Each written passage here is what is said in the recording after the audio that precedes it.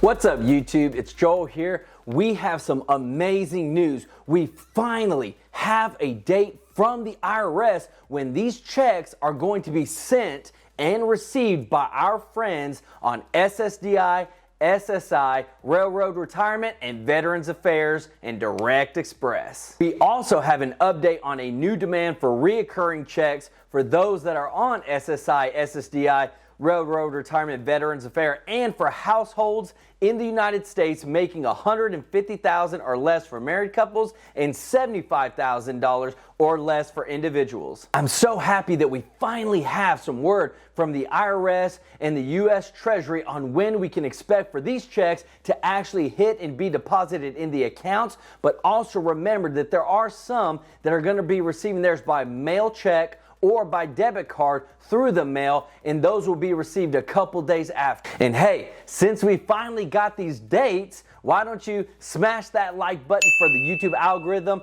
to help the channel grow, get these videos out there for more people to see, and get this information so they finally have a date to look forward to. So let's get right into it. Stimulus payments are set to be processed this weekend for Social Security recipients and other federal beneficiaries who don't normally file a tax return. Now, if you did file a tax return and you are one of these recipients, it's okay. You're going to be included with this date given. The IRS and Treasury both have said that the agency projects that the majority of payments will be received electronically on April 7th. They also said after receiving data from the Social Security Administration last week, the IRS began to review, validate, and test tens of millions of records to ensure eligibility and proper calculation of the economic impact payment. Now, of course, the data being received late from the Social Security Administration was not the IRS's fault,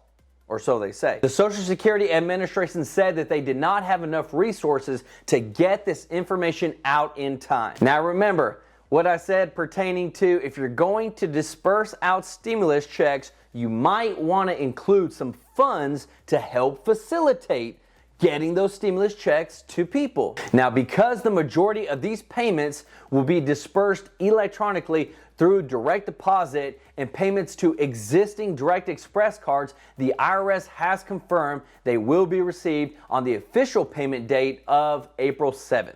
Now, we do have some more great news from Congress, but I do want to say that I'm so happy. There's been so many people that have been commenting, looking for those stimulus checks, and I hate that the SSI and SSDI recipients were the last ones to receive it, but I am glad that we finally have a date so that we could bring it to this channel and have everybody get that information. So now on to these reoccurring stimulus checks that are being demanded by 21 Senate Democrats who are urging Biden to put reoccurring stimulus checks and unemployment aid extension automatically in his new recovery plan. Now, it's one thing if it happens in the House with people urging and wanting there to be reoccurring stimulus checks, but it's a whole nother story when it happens in the Senate because there's a lot less people. They have the votes and it holds more weight because there's about a quarter of the amount of people in the Senate than in the House,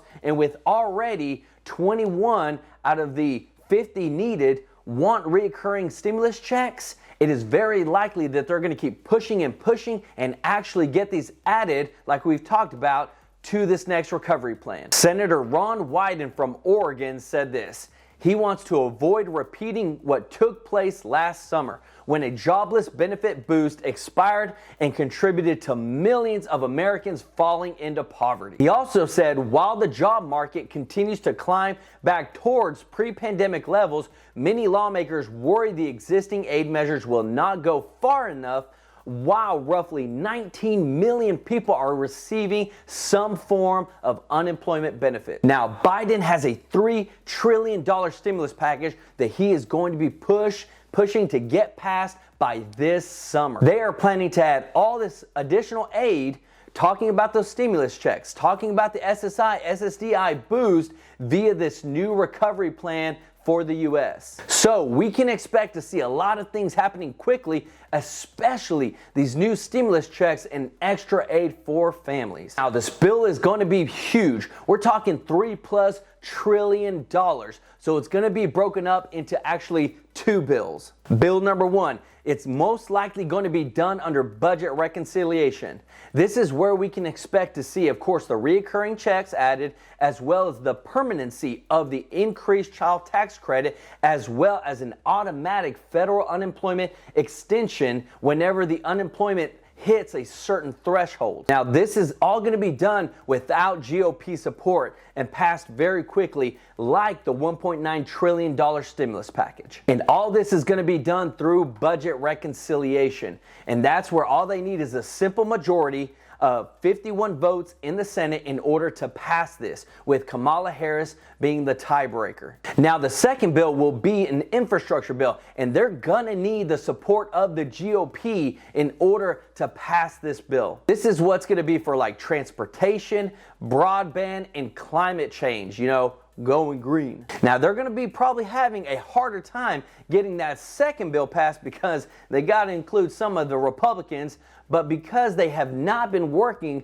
with the GOP for the previous bills, so there might still be some saltiness in the room between Republicans and Democrats. But as far as getting quick relief to Americans, we are well on our way to getting back to normal with all the vaccines being distributed, as well as the new economic aid. Now, we've talked about them being able to pass certain bills through budget reconciliation and be able to get things quickly passed through the Senate as well as the House, and this is something that the reason why they're splitting it up into two bills, because they understand that they're not going to get GOP support when it comes to passing things in terms of the reoccurring stimulus checks and the extension to the unemployment for federal use. So that's why they split it up in two, but that's why they're also going to be able to get those checks passed really quickly. Let me know what you think about all this in the comments. Also, don't forget, with True Life Investing, we want to build wealth for ourselves. I'm super glad that the government is helping out those in need,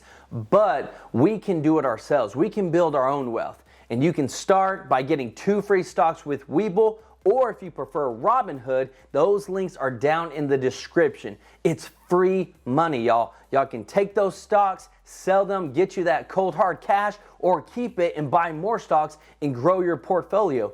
But over 90% of millionaires have investments. So if we're on the road to financial freedom, becoming millionaires, we got to do what those millionaires are doing. And that's getting started on our path with investing, which I'm going to help you on this channel learn about, whether it's through Robinhood or through Webull or through another platform. We're going to get financially educated. We're going to increase our financial literacy so that we can depend on ourselves and we can provide for ourselves and our family. So don't forget to like, subscribe, hit that notification bell to stay up to date on stimulus and economic news, and learn about building your own wealth from scratch from a guy who literally grew up with nothing but has been so blessed to learn how to work the system, learn some easy tricks to make some quick cash, but also to build some real wealth for the long term. This is Joel, True Life Investing. Until next time, peace out.